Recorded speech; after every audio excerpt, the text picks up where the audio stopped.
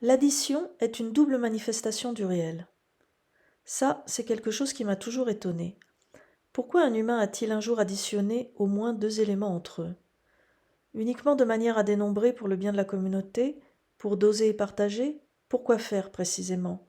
Personne ne peut savoir exactement. Cependant, allons voir du côté de la première addition, en tant qu'opération mathématique formalisée qui remonte à la préhistoire, bien avant l'invention de l'écriture, soit environ 20 000 ans avant notre ère. Elle est donc apparue assez rapidement dans l'histoire de l'humanité, ce qui a son importance puisqu'elle ne pouvait apparaître qu'à partir du moment où l'humain avait une conscience particulière des choses. Et l'humain, contrairement à ce qui est plus ou moins véhiculé de nos jours, était sans doute aussi, voire plus évolué du point de vue de la conscience, que nous. En effet, il a eu rapidement besoin de compter bétail, grains, outils, et c'est dans ce but qu'il s'est mis à additionner. Mais les additions servaient-elles uniquement à compter, à évaluer, à se rendre compte des quantités? Avaient-elles exclusivement des vertus mathématiques? En y réfléchissant au travers de la symbolique hermétique des lettres du mot addition, j'en doute. Et je suggère donc ici que la nécessité n'était pas seulement d'ordre pratique ni communautaire, mais d'ordre existentiel.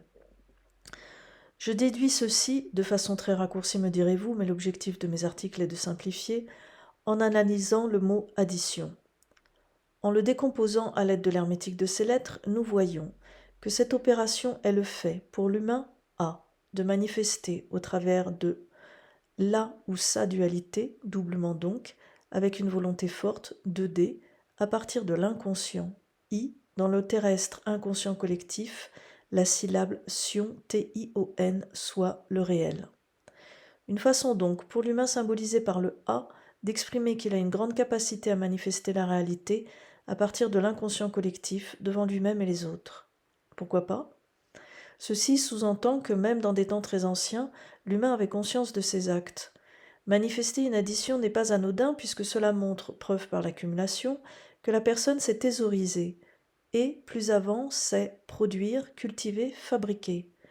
Manifester une addition aurait ainsi été un des premiers moyens pour l'humain de s'affirmer, de se sentir exister au travers de sa capacité à générer du volume.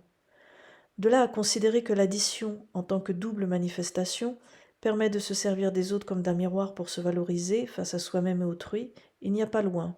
Et je franchis le pas, même si ce n'est pas dit dans la définition hermétique qui, rappelons-le, est toujours neutre. À partir de cette supposition, issue de l'observation de la symbolique des lettres d'un mot, je vous laisse réfléchir à l'idée que l'étude des mots peut nous faire découvrir certains éléments de base de l'histoire de notre humanité.